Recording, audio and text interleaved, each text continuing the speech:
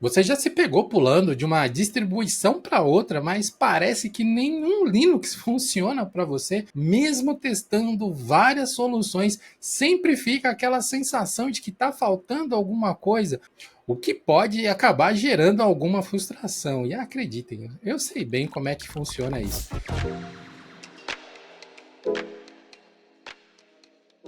Por que é tão difícil achar aquele Linux que faz mais sentido para você, aquele que você consegue se encaixar e fazer o seu fluxo de trabalho funcionar direitinho?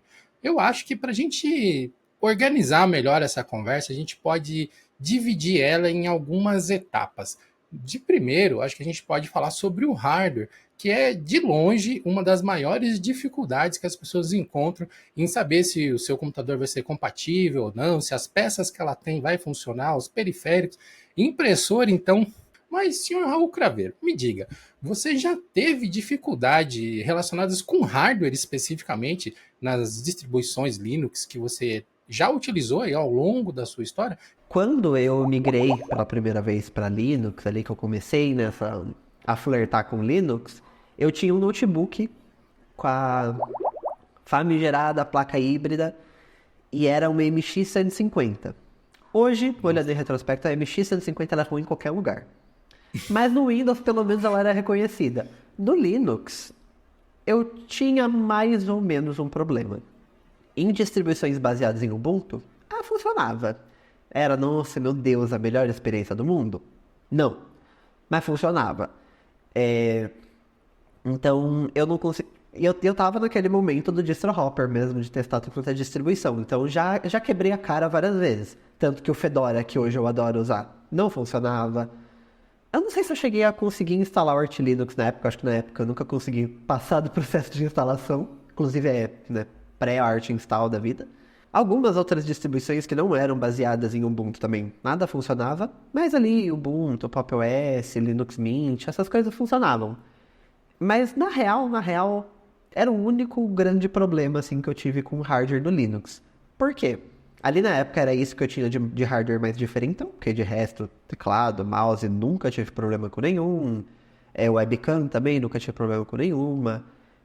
Controle também de videogame, assim, também nunca tive problema com nenhum. Todos funcionaram numa boa. E eu não tinha nenhum hardware muito mais específico, sei lá, tipo, alguma coisa da Elgato, o Stream Deck, essas coisas. Que aí, quando a gente começa a entrar nesses hardwares um pouco mais específicos, aí a gente começa a ver um probleminha aqui e ali, dependendo do hardware. Depois dele eu tive um desktop, aí depois dele, se eu não me engano, eu tive o Mac, que aí, né, obviamente o Mac funcionava com Linux, mas, né, nunca tive essa esperança. E depois eu voltei para um desktop de novo. E aí, né, como eu montei desktop, montei todo pensando em usar com Linux. Então, tipo, já escolhi as peças que eu sabia que ia funcionar. Inclusive, eu uso NVIDIA, que é o que muitas pessoas falam que a experiência da NVIDIA com Linux não é das melhores. Honestamente, eu nunca tive problema nenhum. Né, eu uso no desktop, no notebook eu sei que a experiência nem sempre é das melhores. Mas no desktop nunca tive problema nenhum, nunca tive problema com driver da NVIDIA. Sempre usei com Shark, né? Não usei com Wayland. Agora eu sei que é possível usar com Wayland, mas ainda estou usando Shark. Então, realmente, assim, eu fui privilegiado, sabe? Que eu não tive grandes problemas. Como você falou, né? Muita gente reclama de impressora, mas eu nunca precisei passar por esse grande problema de ter uma impressora em casa para ter problema. Então, essa bucha eu me livrei. Por incrível que pareça, meu problema nunca foi com notebook, porque o único notebook que eu tive na vida inteira, ele tinha um processador Intel com gráficos integrados. Então, é literalmente instalar e sair usando. Não tem nada Sim. demais para você fazer nele. No máximo, instalar aquele TLP lá para ajudar a gerenciar a bateria e segue o barco. Mas no desktop, eu troquei de desktop algumas vezes ao longo assim, da minha jornada de TPC e eu tive alguns hardwares que foram bem chatinhos. Assim. Há muito tempo atrás, eu tinha um processador FX da AMD, um FX 8400K, não me lembro, mas era um FX que era considerado bom, assim, né? Um FX da AMD.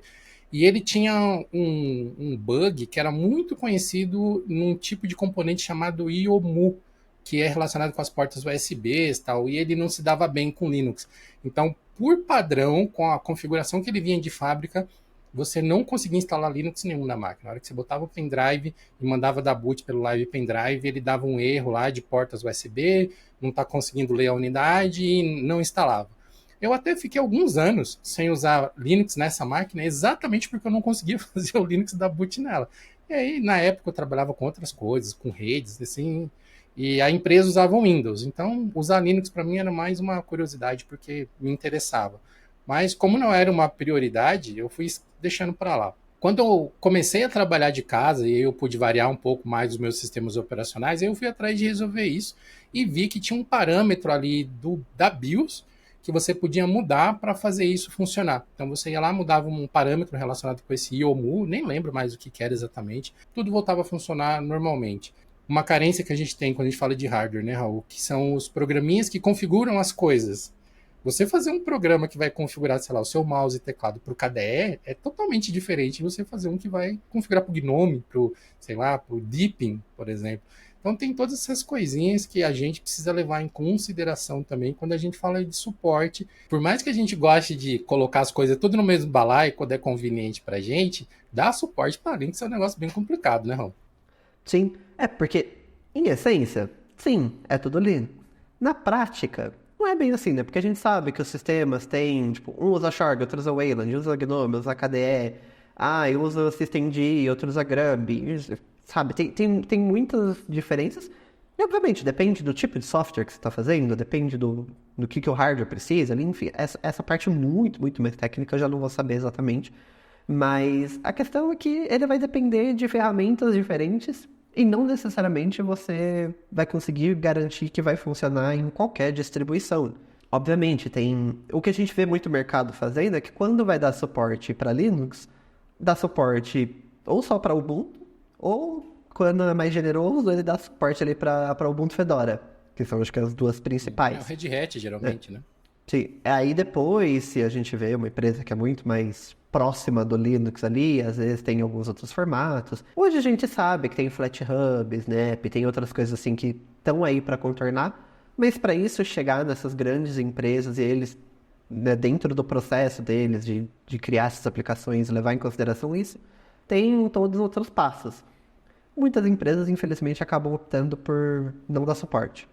Mas em hardware, a gente vê, em sua grande maioria, os hardwares funcionando. O que a gente acaba esbarrando nos problemas é tipo o caso da Elgato. É um hardware que depende de um software, e aí esse software não está disponível para Linux, e aí se torna um problema.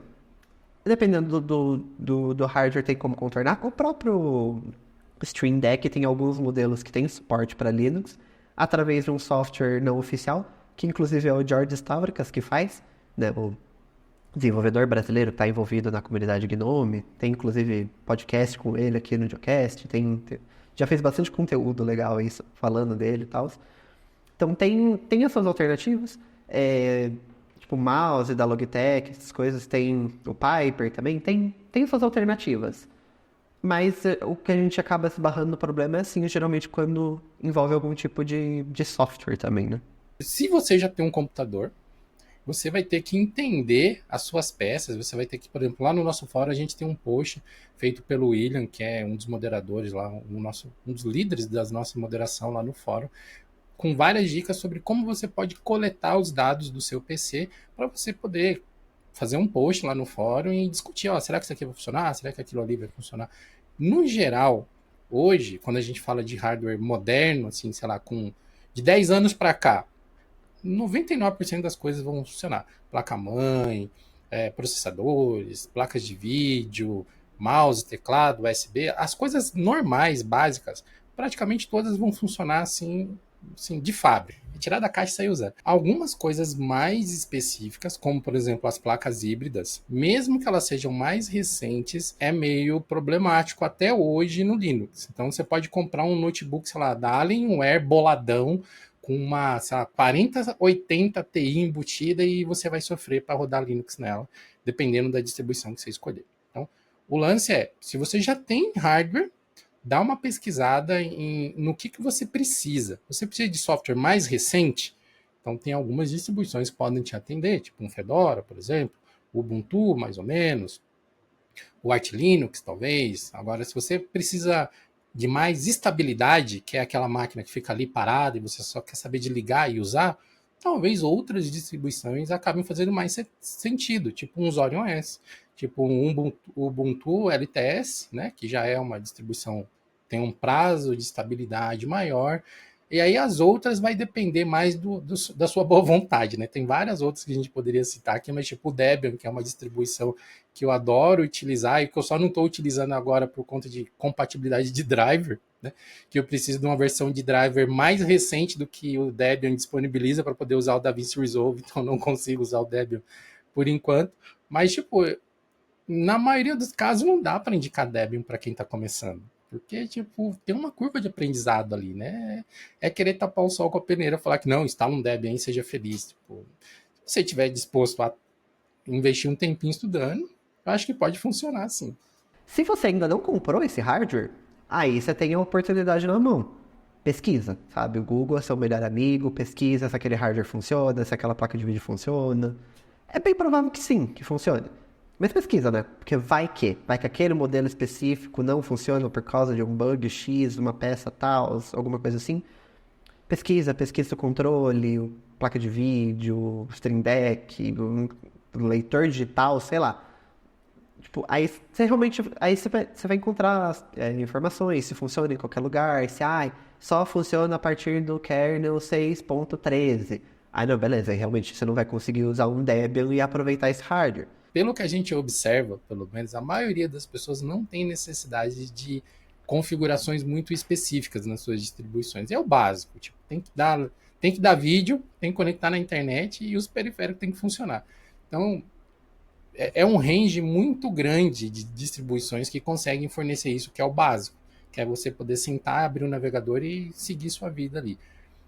A gente, por exemplo, eu, Raul, o pessoal aqui do projeto, né, do Linux Labs, nós não somos bons exemplos de sistema para serem usados, porque nós temos necessidades muito específicas e nós temos hardware muito complexo. A gente tem muita coisa conectada aqui que a gente usa para produzir conteúdo. Então, muitas vezes, o que a gente está usando pode não ser a melhor coisa para você que não tem as mesmas necessidades que a gente tem. Eu sei que o pessoal muitas vezes procura se inspirar na gente, né? Tipo, sei lá, o Dio mesmo comentou alguma coisa assim no Geocache recentemente, né? Que ele até toma cuidado com qual distribuição que ele está usando no PC dele, porque muitas vezes as pessoas, você está usando essa aí, nossa, lá vou eu formatar meu PC de novo, sabe? E é uma responsabilidade meio complicada de se ter, né? E aí muitas vezes as pessoas se frustram, porque para elas acaba não funcionando do mesmo jeito, ou elas não conseguem ter aparentemente o mesmo resultado que a gente está tendo. E tal. Dessa parte de hardware toda, assim, se a gente puder tirar uma lição para comentar com vocês, para fechar essa parte de hardware, foca muito no que você precisa, procure elencar suas necessidades, entenda do máximo possível o seu hardware, o computador que você tem, o laptop que você tem, sei lá, o tablet que você tem. Entenda como que ele é. Dedica um tempo a isso. Porque a gente até já fez um geocache sobre isso. Foi feita uma pesquisa alguns anos atrás que mostraram que, sei lá, 98% das pessoas não faz a menor ideia do que é informática, do que é sistema operacional, do que como o computador funciona. Então, se você já está tendo essa preocupação de trocar de sistema operacional, você já faz parte de um demográfico muito pequeno, que são os 2% que sabem que isso existe, que sabem que dá para trocar o sistema operacional que vem na máquina por outra coisa. Então, talvez para você ter uma boa experiência, já que você já faz parte desse demográfico muito pequenininho, investir um pouquinho mais de tempo para entender como que as coisas funcionam, pelo menos o básico, para você poder fazer uma escolha mais embasada. Tipo, o nosso fórum mesmo, lá no plus.geolinux.com.br, tem muitos posts do tipo assim, qual é a melhor distro Linux para? Né? E aí você provavelmente vai achar algum desses que faz sentido para sua necessidade. Geralmente nesses posts a gente sugere que a pessoa coloque uma descrição do hardware dele. Então provavelmente você vai acabar achando um ali que é mais ou menos parecido com o seu, e esses casos podem te ajudar a aprender um pouquinho mais sobre o que você tem para você poder fazer uma escolha mais embasada. Né? Então o resumo de tudo é: dedique um tempo para conhecer bem o seu cenário. E a partir daí você vai poder fazer escolhas melhores e diminuir essa quantidade de frustrações, né, Raul? Às vezes é muito mais simples do que você imagina. É você entender que, tipo, Tá, eu tenho um computador com uma Intel, só um gráfico integrado ali, não tem nenhum hardware extremamente complexo, não tem um leitor digital, não tem nada assim muito diferente. Aí você já vai entender que, tipo, tá, basicamente qualquer distribuição que eu colocar aqui vai funcionar. Então, realmente eu posso ir na distribuição que mais me agrada. Ah, eu gostei mais do GNOME, gostei mais do KDE. Ah, eu gosto mais como o Ubuntu me entrega as coisas. Ah, não, prefiro o Pop! OS. Aí, você vai totalmente para uma decisão baseada em gosto, que aí realmente, tipo, cada um tem o seu. Você pode até não gostar da Fedora, você tem todo o direito de estar errado. Mas, mas aí, tipo, realmente você vai numa decisão baseada em gosto. No meu caso aqui, meu ThinkPad, ele tem, é o T490, se eu não me engano. Ele tem um leitor digital. Mas diferente daquele outro computador que eu tinha, que também tinha um leitor digital, mas que não funcionava no Linux de jeito nenhum, esse aqui funciona. Então eu sei que, tipo, eu já entendi que eu tenho um leitor digital, eu já entendi que ele tem suporte no Linux, e nesse caso dei sorte que, tipo, literalmente qualquer distribuição eu vou conseguir instalar lá o Fprint D, nunca lembro o nome do pacote, e ele vai funcionar. No Hum. Arch Linux ele não funcionou tão bem quanto no Fedora, inclusive, porque no Arch Linux precisava fazer um monte de outras configurações para ele funcionar em qualquer outro lugar além do login. Ele não funcionava num sudo no terminal, não funcionava na autenticação do sistema, então se eu quisesse desbloquear algum password, por exemplo, eu não conseguia, só conseguia realmente para fazer login no sistema. Enquanto no Fedora já vem tudo configuradinho e tipo, não precisa fazer nada. É, mas minimamente eu sei que tem suporte. Então você entendendo bem o seu hardware, você consegue entender se você tem algum hardware meio problemático, que tipo, ah não, Uhum. nesse aqui, tipo, ah, tem a placa híbrida. Ah não, as bases Ubuntu vão funcionar melhor. Então você escolhe baseado ali. Ou se realmente, tipo, você não vai ter dor de cabeça nenhuma. E também para compras futuras também, né? Você entender, ah, eu tô precisando de um teclado. Ah, não, mas eu não vou inventar de comprar esse teclado aqui que só funciona com software XYZ que só tem para Windows na versão tal. Não, vamos aqui no mais garantido, que funciona em qualquer lugar.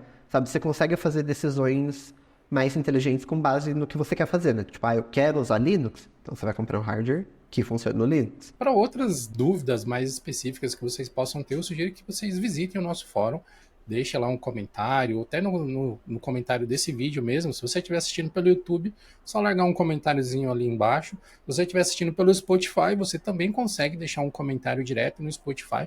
Nas outras plataformas, eu acho que depende de cada plataforma, se eles conseguem deixar um comentário ou não, mas o nosso fórum está lá. Todo Diocast tem um post no nosso fórum, você pode cadastrar lá gratuitamente, a gente não manda e-mail, a gente não manda spam, a gente não manda nada.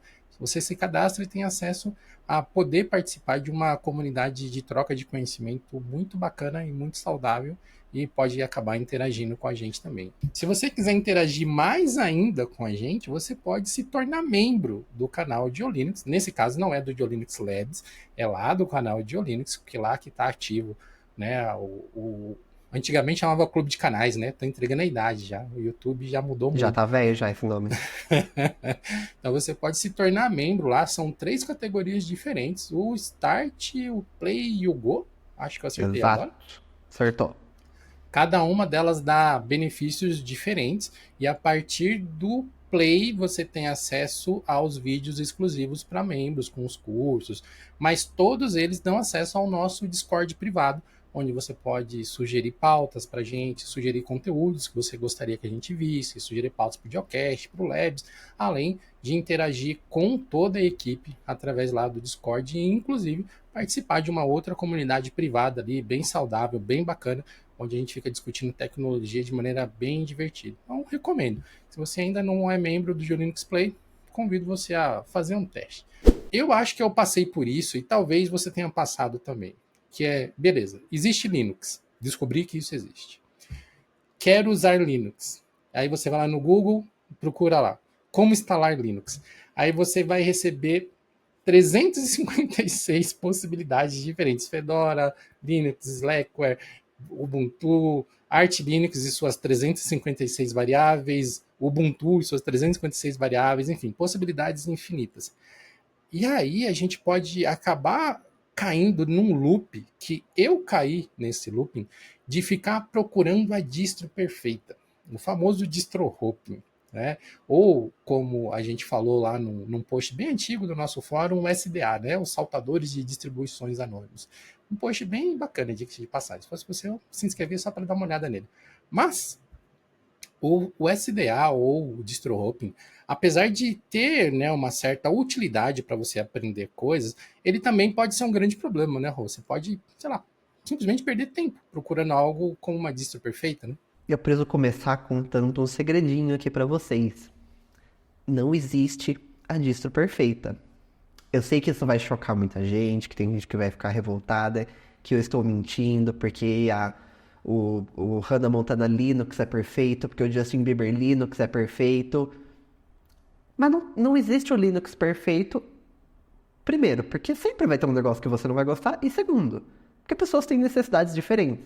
Pessoas têm visões diferentes de como deveria ser um sistema operacional. Logo, os sistemas operacionais, eles são diferentes. Mas eu também acho, agora eu vou puxar aqui meu chapéu místico, eu acho que distribuição Linux tem um pouco de mística também, porque nem sempre é porque essa distribuição é perfeita por X, Y, Z. Às vezes você só gosta daquela distribuição. É meu caso com o Fedora. É perfeito? Não. Tem Lógico. problemas? Tem problemas? Pra caramba. Menos do que as pessoas acusam, mas tem. Mas a questão, eu gosto do Fedora. Eu me sinto confortável usando o Fedora. Poderia usar o Ubuntu? Poderia. Poderia usar Pop! OS? Poderia. Poderia usar Arch Linux? Poderia. Inclusive, tem o Arch Linux aqui no meu notebook. Mas eu prefiro usar Fedora. E tá tudo bem, eu gosto do jeito que o DNF funciona, eu gosto do jeito que o Gnome ele vem mais puro e eu vou modificando só as coisas que eu quero, sabe? E depois que você passa por várias distribuições, você percebe que você consegue ter uma experiência muito próxima em qualquer outra distribuição. No Arch Linux vai dar mais trabalho, mas eu consigo construir exatamente do jeito que eu quero. No Ubuntu eu vou ter que tirar algumas coisas, mas eu consigo deixar próximo do jeito que eu quero. Mas aí você tem que entender exatamente qual é o seu objetivo. Ah, meu objetivo é ficar brincando com a distribuição? Beleza, aí escolhe o que você quer. Ah, eu preciso trabalhar e eu tenho hardware X. Então, tipo, vai na mais próxima ali do que você precisa, mexe meia dúzia de coisinha e usa, sabe? Ai, não, porque saiu a nova distribuição que, este pacote aqui faz tal coisa e vai mudar 2% do meu desempenho. Sabe, não vai mudar muita coisa. Então, escolhe a que você gosta, tipo, prefiro Gnome, prefiro Cadeplasma, prefiro Cinnamon. Justo, sabe? É uma interface que você se sente mais confortável. Do mesmo jeito que tem gente que prefere o Windows, tem gente que prefere a interface do Mac, e tudo certo. Escolhe o que você gosta e vai, sabe? E aí depois você vai ajustando, você vai aprendendo mais sobre Linux também. E aí, às vezes, você pode mudar de hardware, ir para uma distribuição que vai funcionar melhor no seu hardware e tal. Mas não sai caçando a distribuição perfeita, porque você vai se frustrar, porque você não vai encontrar nunca a distribuição perfeita, porque ela não existe.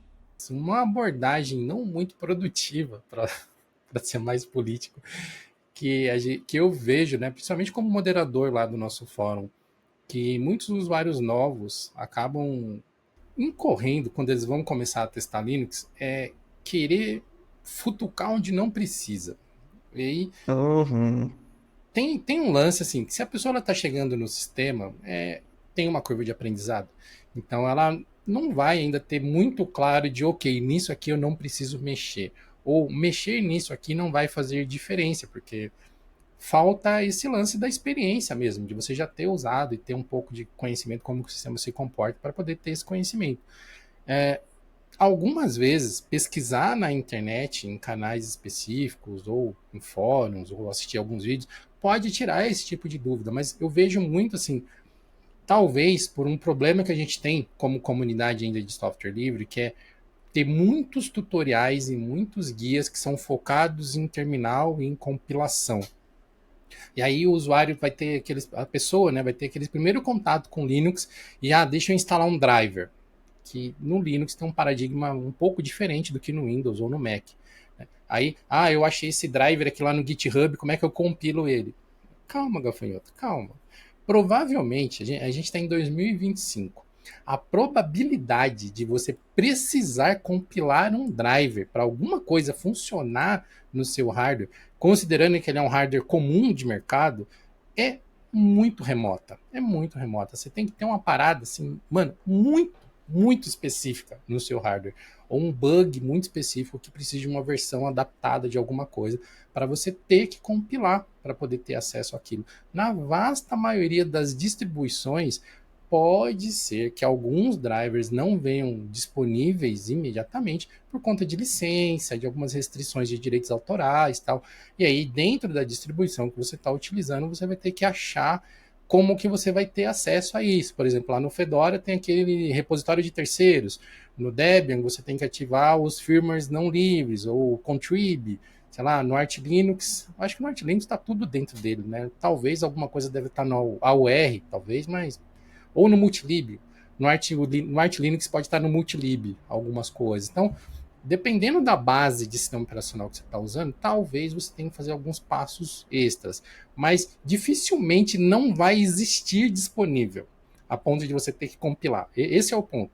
Então, dá uma pesquisadinha primeiro antes de, sei lá, pegar um tutorial de 2008, sabe, 2004, e achar que aquela solução se aplica hoje. Em alguns casos pode até ser, mas geralmente não. No fora a gente sempre vê isso do pessoal lá tentando compilar umas coisas mega antigas, assim, de coisas que existem no kernel, e a gente pergunta, por que você está fazendo isso? Aí a resposta, eu vi num tutorial, eu achei no fórum. Então, calma, né? Dá uma pesquisadinha. E a dica de ouro é, se você achou um tutorial, se você está tendo um problema, e você achou um tutorial que indica alguma solução, olha a data do tutorial. Olha a data. Se ele for muito antigo, talvez seja melhor você procurar um tutorial mais recente. Porque as coisas mudam, né? Tipo, né? Kernel muda, GNOME muda, KDE muda, né? Você tocou num ponto aí de tipo, no Fedora vai estar no RPM Fusion, no Arch Linux vai estar no Multilib. E acho que é justamente isso, é entender que no final das contas, essas distribuições são maneiras diferentes de fazer uma mesma coisa. Mas no final das contas, você vai fazer a mesma coisa. Eu tava recentemente passando por um negócio assim, porque eu tô estável aqui no Fedora, né? Desde que eu voltei, né, pro Linux. Eu só formatei o PC uma vez, mas aí depois que eu formatei eu percebi que foi por burrice minha, porque era um negócio de uma configuração que eu não conseguia resolver de jeito nenhum. E aí eu descobri que era só mudar uma opção, e por fim já tinha formatado, né, tarde demais, né? Posso contar depois dessa burrice. Mas desde então tá o mesmo Fedora. Mas eu sempre fiquei com aquela pulguinha ali de tipo, eu sempre quis testar o Arch Linux pra valer. Mas será que eu daria certo no Arch Linux? Eu gosto dessa ideia de eu construir o meu próprio sistema, deixar ele exatamente do jeito que eu quero. E eu ficava sempre tipo, mas o AUR tem o DaVinci Resolve, né? Muito mais fácil para instalar o DaVinci Resolve. Porque no Fedora tem como, mas tem uns passinhos a mais ali. No Arch Linux é só colocar lá EA DaVinci Resolve e ele vai instalar. E a questão é, quantas vezes eu instalo esse DaVinci Resolve? Será que realmente vai justificar eu mudar todo o meu sistema por causa mais fácil para instalar o DaVinci Resolve? Sendo que, tipo, de atualização mesmo, não sai atualização toda semana. Eu acho que atualizei o DaVinci Resolve, sei lá, 3 vezes desde que eu instalei esse sistema, nem sei, porque tem saído cada vez menos point releases, na verdade, né? Então, tipo, não é tão difícil assim de instalar. Realmente, será que justifica? É tanto que eu instalei no notebook. Pensei, vou brincar um pouquinho no notebook, dá pra fazer alguns conteúdos legais e tal, mas não vou fazer essa migração completa no meu PC de trabalho, né? E aí, realmente, eu tava mexendo, é legal, é um bom sistema, ele atende pro que eu quero, mas também, sabe, não vi nenhuma grande vantagem, assim, pra eu mudar todo o meu workflow pra poder usar o Arch Linux, sabe? Tipo, conseguiria usar numa boa, é um bom sistema, mas ele ia fazer exatamente a mesma coisa que o meu Fedora faz hoje. Então, tipo, se eu tivesse começando, né? Não começando o Linux nele, porque eu ia apanhar pra ele, né? Porque não é um sistema amigável para iniciantes. Mas, tipo, se ao invés de eu estar estabelecendo no Fedora, eu já estivesse estabelecendo no Arch Linux, funcionaria igual. Mas às vezes você percebe que, tipo, eu tô me apegando num negócio tão besta aqui, tô me apegando, sei lá, numa fonte que eu possa só mudar no meu sistema. Tipo, eu, por exemplo, eu não suporto a fonte Ubuntu. Desculpa quem gosta, mas eu acho ela muito feia. Não gosto. Mas a questão é, se eu quiser usar o Ubuntu, é só mudar a fonte. Sabe, eu preciso mudar de sistema por causa de uma fonte que eu não gosto? Não, sabe? Às vezes a gente acaba se apegando nos detalhes tão pequenos que a gente dá uma volta tão grande, perde o final de semana inteiro, fazendo backup, formatando, instalando, por causa de um negócio que, tipo, em 5 minutos você fazia no seu sistema atual e pronto, tava resolvido, sabe? De forma geral, qualquer distribuição Linux você vai conseguir customizar sem maiores dificuldades. Basta você pesquisar um pouquinho que praticamente qualquer uma delas você vai conseguir mudar algumas coisas. Porém, existem algumas distribuições que possuem ferramentas que te permitem cavucar mais fundo. Então, se a gente for falar, por exemplo, do Garuda Linux, o Garuda tem um monte de customizações. Se você for pegar aquele Garuda, o dragonzificado lá, que é o todo neon, não sei o quê, meu, ele tem um monte de customizações, de coisas que você pode mudar para deixar ele mais estroboscópico ainda, assim. Mas se você pega, por exemplo, o Garuda mais tradicional, que foi o que eu testei, por exemplo, que era o base Gnome, é mais tranquilão, ele é um Gnome mais parecido com o Gnome padrão. Ele ainda tem customizações, ele ainda vem com umas coisinhas diferentes, mas é mais parecido com o que a gente espera que seja um Gnome, assim. Em outras distribuições, a mesma coisa, tipo o Zorin. O Zorin traz uma customização pesada em cima do Gnome, traz vários visuais prontos, mas, tipo, se você gosta de customização, tem sites que te permitem baixar uns teminhas prontos, que é fácil de você aplicar na maior parte das distribuições. Então, dependendo do tipo de customização que você precisa ou que você quer fazer, vale a pena, de novo, você investir um tempozinho para aprender a mexer nas coisas que você quer, para deixar o sistema com a sua cara. E, inclusive, essa é uma ótima forma de você aprender Linux. Você começar com customizações simples, sabe? Você não vai querer, sei lá, deixa eu recompilar o Gnome aqui, deixa eu recompilar o KDE aqui. Não, calma, gente, calma, né? Vamos começar por coisas mais simples, tipo trocar a fonte do sistema, né? Trocar, sei lá, a barra padrão pela uma latdoc da vida, alguma coisa assim, coisinhas mais, né? Papel de parede, botar uma animaçãozinha aqui, uma animaçãozinha lá, começar com calma. Porque quanto maior é a mudança que você tenta fazer de cara, maior é a chance de você quebrar alguma coisa e não conseguir voltar atrás. Hoje, tipo, o Gnome e o KDE são bem mais amigáveis com isso, né? Se você destruir o seu KDE, antigamente comigo aconteceu várias vezes. Lá atrás, né, na época do KDE 2, KDE 3, você começava a futucar nas configurações e de repente seu KDE implodia na sua frente. Na época, eu não sabia que eu poderia simplesmente entrar ali na minha home e apagar 4 pastinhas e eu teria um KDE limpo. Eu não sabia disso. Então, o que o jovem Edson fazia? Formatava a máquina. Mas eu acho que aí é um ponto legal. Realmente, eu acho que você customizar o sistema, seja em questão de interface, se mudar kernel, mudar isso, mudar aquilo, é uma maneira muito legal de você aprender sobre Linux. Realmente, tipo, se você usar o Arch Linux, você, não, eu vou construir o sistema deste jeito aqui. Eu vou lá, comando por comando, para entender o que cada coisa faz. É uma maneira legal de você aprender sobre Linux. Mas a gente também tem que entender alguns pontos. Primeiro, não faça isso na sua máquina de trabalho, sabe? No meio do expediente de trabalho, você tá lá tendo que, sei lá, reinstalar o Wayland porque você fez besteira, sabe? Separa sei lá, uma partição, se você tiver um segundo computador, uma máquina virtual, sei lá, pra futucar mesmo, sabe? Pra ser o computador pra você implodir, sabe?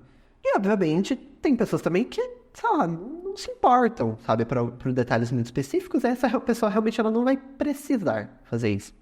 Mas acho que se você quer aprender mais sobre Linux, você quer aprender mais sobre o software que está ali por trás, os detalhes ali do sistema, é uma maneira legal de você aprender. Mas entender isso, a diferença entre você querer aprender mais e você precisar fazer isso. Você não precisa compilar um kernel, você não precisa compilar um driver, você não precisa usar a distribuição X na versão Y para poder, sei lá, entrar no navegador. Não precisa. Você quer? Beleza, vai lá, tem como fazer. Mas é saber separar essas duas coisas, sabe? Alguns tutoriais, até no nosso blog você vai achar vários desse tipo, eles indicam o terminal, porque o terminal é meio que agnóstico em relação a distribuições, né? Então, sei lá, se você está usando Debian, o comando do apt do Debian vai ser o mesmo do Zorin, vai ser o mesmo do Ubuntu. O Pacman, que é o gerenciador de pacotes do Arch Linux, ele vai se comportar da mesma forma no Arch Linux, no Manjaro, no Big Linux, em tantas outras distribuições. Muitas vezes, para não ter que dar um exemplo específico para cada distribuição, o terminal acaba sendo muito interessante porque você consegue ser mais generalista e atender várias distribuições ao mesmo tempo. Por outro lado, como a gente está falando aqui, quando você sabe exatamente o que a pessoa está utilizando, às vezes, por um novato, você indicar uma lojinha, indicar uma interface gráfica para resolver um problema, acaba sendo mais interessante para ela não se sentir, talvez, como posso dizer, intimidada pelo terminal. Né? Isso vai variar de pessoa para pessoa, porque quem já é fuçador no Windows vai adorar mexer no terminal do Linux, porque ele vai se sentir o hackerman ali, né? Ele vai se sentir, sei lá, o Mr. Robot. Existe esse tipo de público, mas se você for pegar, sei lá, tipo, uma pessoa mais de idade, né, que não tem essa característica de ser fuçador, que são pessoas que usam o computador como uma ferramenta única e exclusivamente. Tipo, a pessoa que ela liga o computador para abrir o navegador para entrar na internet. A internet é o Facebook, é o YouTube, é o Instagram, entendeu? Para esse tipo de pessoa, trocar de sistema operacional já é um passo gigantesco. E aí a gente pode botar um degrauzinho para ajudar nessa caminhada, que é dar dicas mais simples, mais direcionadas para esse público. Né? Eu acho que é por isso que às vezes aparecem alguns comentários assim, tipo, nossa, eu esperava que vocês fossem dar uma explicação mega técnica, mas vocês acabaram, né, sendo mais didáticos, assim, mais generalistas. É porque a gente tenta, nos nossos conteúdos aqui no Labs, ser o mais inclusivo possível, desde a pessoa que entende pra caramba até a pessoa que está tendo seus primeiros contatos. Então, por isso que muitas vezes, em conteúdos mais generalistas, tipo de Ocast, assim, a gente não entra muito em detalhes técnicos. Mas, quando a gente vai apresentar um tutorial, por exemplo, aí sim a gente vai ali no detalhezinho, tipo o tutorial de instalação do Arch Linux, que o Raul publicou recentemente, o meu tutorial de customização do Debian, tem várias coisas ali que são muito dentro do sistema que a gente mexe, mas quando o conteúdo faz sentido ser mais técnico, mais detalhista, a gente não tem medo de fazer isso, mas quando é uma coisa mais para ser mais abrangente, aí a gente tenta, né, manter uma certa compatibilidade com a máxima quantidade de pessoas possível. Né? Quando eu fiz, né, o vídeo mostrando a instalação do Arch Linux, eu vi algumas pessoas reclamando disso. Que é um absurdo o Arch Linux em 2025 ainda ter esse instalador via terminal, que isso é um retrocesso. E realmente, se você chegar mostrando para uma pessoa novata, tipo, nossa, olha aqui, você consegue fazer toda essa instalação pelo terminal. A pessoa fala, nossa, mas que lixo, sabe? Em 2025, sabe? A gente tá falando de IA trabalhar para mim. Eu vou ter que instalar o sistema linha por linha? Um lixo. Só que aí a gente tem que saber separar. O Arch Linux, ele não é feito para ser um concorrente do Ubuntu. Ele não é aquele sistema feito, fechadinho, redondinho, para a pessoa instalar e usar. Para essa pessoa, tem Ubuntu, tem o Linux Mint, tem Pop! OS, Fedora, enfim. A lista também é grande. Mas o Arch Linux, ele é para aquele público, um pouco mais expert, que quer construir o sistema do jeito que eles querem. E eu acho que esse é o legal do Linux, que existe esses dois públicos, mas a gente também saber separar, saber se você quer ir por esse caminho, se você não quer ir por esse caminho, saber, tipo, não, também colocar o pezinho no chão e falar, não, eu estou ensinando uma pessoa aqui que é iniciante, então lembrar de quando eu não fazia a mínima ideia do que era PT, DNF e Pac-Man, que pra mim Pac-Man era só o bichinho do joguinho. Fala, não, tá, pra essa pessoa talvez seja mais interessante eu ensinar aqui via interface gráfica. Já alinha suas expectativas. Né? Entenda que são sistemas operacionais diferentes, que o Linux não é o Windows, que o Windows não é macOS, e cada sistema vai ter suas delícias e suas agruras, você vai ter vantagens e desvantagens em cada um, e aí a gente vai gerenciar isso da melhor maneira possível. Senhor Raul, para a gente finalizar aqui, se você pudesse compartilhar uma sabedoria, uma coisa que você falou assim, cara, o Raul de hoje sabe isso, mas possivelmente eu seria mais feliz se o Raul de alguns anos atrás soubesse disso. Eu acho que eu seria muito direto, na verdade, tipo, não inventa moda. Para, sabe? Para de frescura. Para de ser maluco, sabe? Tipo, tá funcionando? Tá. As ferramentas que você usa pra trabalhar tá funcionando? Tá. Tá conseguindo entregar os vídeos, fazer todos os roteiros, fazer tudo? Tá. Então, tudo certo, sabe? O fato de ele estar usando a fonte Cantarell e não a fonte Inter não é um problema pra você. Até porque no Gnome 48 vai vir essa mudança. Confesso que estou um pouco empolgado por uma mudança de fonte. Mas, né, tipo, não vou inventar moda, querer mexer as coisas aqui, querer instalar uma versão beta do Gnome só pra poder usar isso. Não vou. Então, eu acho que é realmente, tipo, é entender até onde você vai pra poder aprender sobre o sistema e até onde é, tipo, é nóia, sabe? Tipo, eu acho que eu precisava segurar um pouquinho, sabe? Tipo, coisa de um final de semana eu cheguei a instalar 5 distribuições diferentes, sabe? Tanta coisa mais que eu podia fazer, podia jogar um joguinho, podia dar um rolê, ver gente, mas não tava formatando o computador, sabe? Instalando uma outra distribuição, sabe? Instala uma, fica, usa, sabe? Eu acho que é dar uns tapas na cara e falar, para. E eu pensei bastante assim sobre que conselho que eu daria para o jovem Edson lá atrás, que era um cara muito fuçador de sistema operacional, assim, sabe? Eu cavucava muito Linux e tal. E eu acho que eu daria um conselho bem parecido com o seu, assim, Raul. Mano, foca mais no que você precisa fazer e menos em como você faz. Eu tinha muito esse negócio de ferramenta específica, né? Eu quero usar esse cara aqui nessa versão. Ah, mas você realmente, Edson, você precisa desse cara aqui nessa versão, porque, tipo, essa versão não tem nada especificamente nessa versão que vá fazer diferença para a coisa que você precisa produzir com essa ferramenta. Relaxa, cara. Senão não precisa estar na última versão o tempo inteiro. E é meio estranho, né? Porque, tipo, eu gosto de usar Debian. Debian é a pior distribuição para você estar na última versão de qualquer coisa.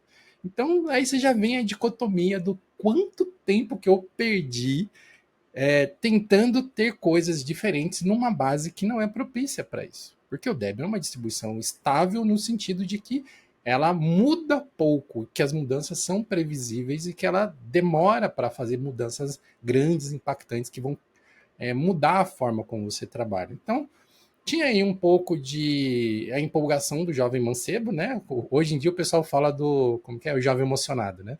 Tinha esse lance do jovem emocionado, de tecnologia, querer fazer o meu computador funcionar como eu achava que tinha que ser. E também tinha o lance de não focar tanto em produtividade, sabe? Muita nerdice de escovação de bits ali e acabava perdendo um pouco de mais de tempo do que eu deveria perder com essas coisas.